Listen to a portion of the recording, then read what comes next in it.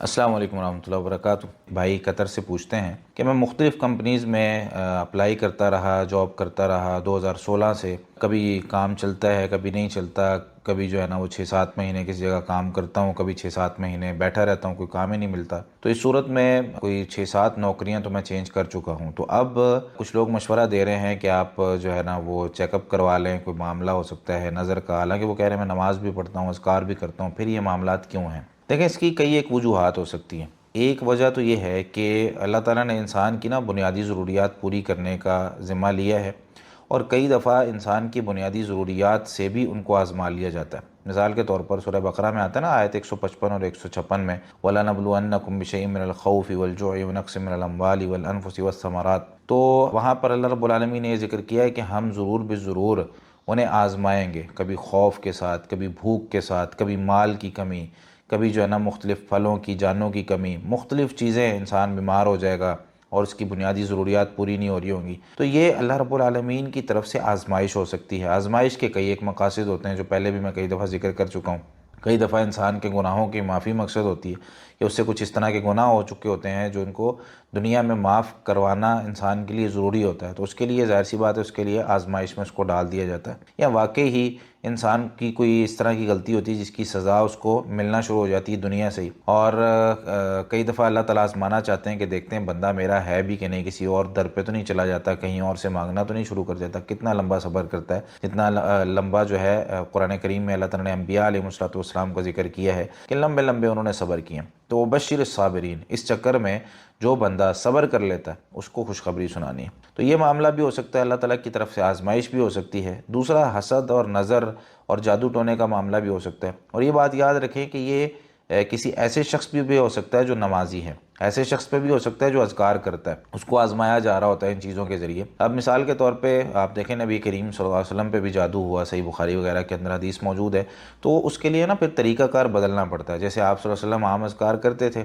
دعائیں پڑھتے تھے، نماز بھی پڑھتے تھے، لیکن پھر خصوصی طور پر آخری 2 کل نازل ہوئے اور پھر نبی کریم صلی اللہ علیہ وسلم نے ان سے دم کیا، تو پھر وہ جو جادو ہوا تھا وہ ختم ہو گیا۔ تو ہمارے اوپر بھی اگر نظر لگی ہے تو نظر اتارنے کا جو ہمارے ہاں وہ نیمبو مرچی والا طریقہ ہوتا ہے نا، وہ والا طریقہ اسلام میں نہیں ہے۔ اسلام نے جو طریقہ سکھایا ہے وہ دم کرنے کا ہے اور مختلف قسم کی دعائیں پڑھنے کا ہے۔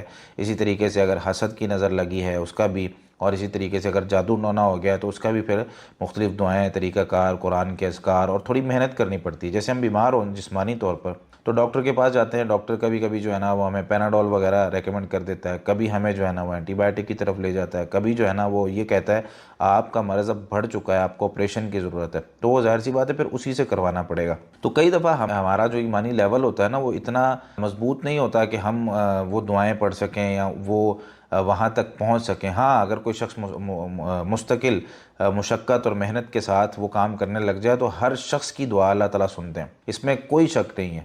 لیکن کیونکہ ہم تھک جاتے ہیں، ہمارا ایمانی لیول وہ نہیں ہوتا، 2-4 دفعہ کام کیا پھر ہم تھک ہار کے بیٹھ گئے، تو اس لیے کہا جاتا ہے کہ معالج کو چیک کروا لیں، جو روحانی معالج ہوتے ہیں۔ لیکن اس میں یاد رکھیں ایسے معالج کے پاس نہیں جانا جو کوئی شرکیہ کام کروائے، کیونکہ یہی آزمائش ہوتی ہے۔ بیماری کے بعد انسان کو اگر اس بیماری سے شفا نہیں مل رہی تو انسان جو ہے نا وہ پھر اللہ کے در کو چھوڑ کر غیر اللہ کے پاس چلا جاتا ہے۔ یہ کام ایک مسلمان کی شایان شان نہیں ہے۔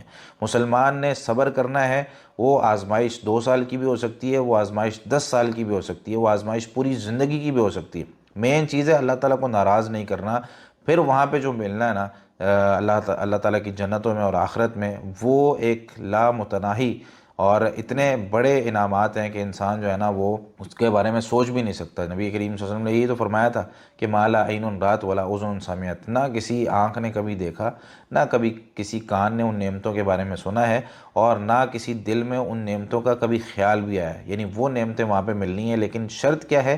دنیا کی زندگی اللہ کی مرضی کے مطابق ہو۔ تو یہاں پھر غیر اللہ کے پاس نہیں جانا، کبھی بھی ایسے معاملات نہیں کرنے کہ انسان اگر آزمایا گیا ہے کہ بھائی جا کے وہ کہیں جی غیر اللہ کے نام پہ چڑھاوے چڑھا دو، بکرے کر دو، فلاں کر دو، فلاں کر دو، اس طرح کے معاملات نہیں کرنے۔ قرآن و حدیث کو پکڑ کے، جو قرآن و حدیث میں دعائیں آئی ہیں، اذکار آئے ہیں، اس طریقے سے ان دعاؤں کے ذریعے سے اللہ رب العالمین کو راضی کرنے کی کوشش کرنی ہے۔ گھر کے اندر سورہ بقرہ چلائیں، آخری 2 کل ہیں ان کے ساتھ دم کریں، سورہ فاتحہ ہے بڑا اچھا دم ہے، وہ اس کے ساتھ دم کریں مختلف اوقات میں پڑھ کے، اور فرائض بالکل نہ چھوڑیں۔ طہارت اپنی مضبوط کریں، فرائض بالکل نہ چھوڑیں، نماز وغیرہ باقی معاملات، اور پھر اس کے ساتھ تھوڑی محنت اور مشقت کر کے دم کرنا شروع کریں، اور روحانی معالج اگر کوئی صحیح عقیدے والا اور ایمان کی مضبوطی والا وہ مل جاتا ہے تو اس سے علاج اپنا شروع کروائیں، بصورت دیگر خود اپنا علاج کریں۔ اللہ تعالی ہم سب مسلمانوں کی پریشانیاں دور فرما دے، اور یہ جتنے بھی لوگ ہمارے بے روزگار ہیں، جن کے پاس نوکریاں نہیں ہیں اور جن کو حلال کاروبار نہیں مل رہا،